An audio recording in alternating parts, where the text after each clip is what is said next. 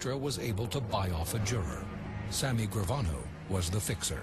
Sammy the Bull was fixing the trial. He didn't win the trial fair and square. The judge tried to prevent jury tampering by keeping the panel anonymous.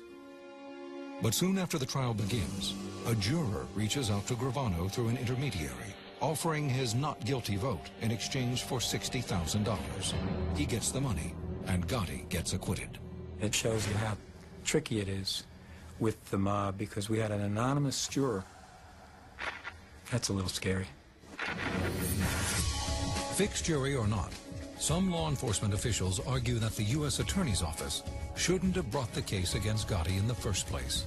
The FBI often assists with federal prosecutions, but this time it withdrew its support entirely.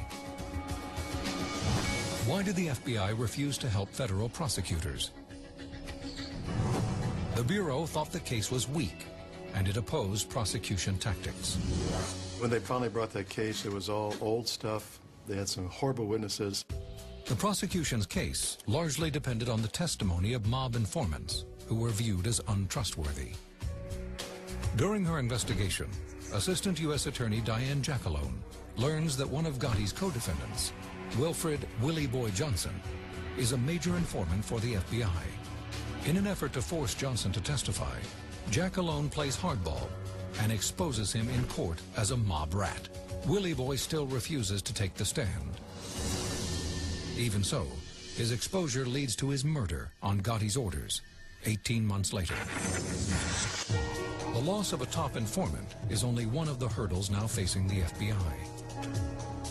Agents assigned to Gotti's case also blame the press for making him harder to catch.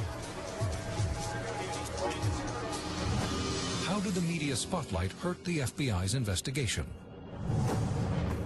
With Gotti's name constantly in the news, agents find fewer informants and would-be witnesses willing to come forward. It poses a significant problem for us because there are fewer and fewer people who would be inclined to want to help us in any way, shape, or form, either because they legitimately kind of like the guy or they're really afraid of him. Those trying to bring Gotti down believe the stories about him are one-sided. They did make him out to be a superhero, where, to me, as a law enforcement, he was a criminal.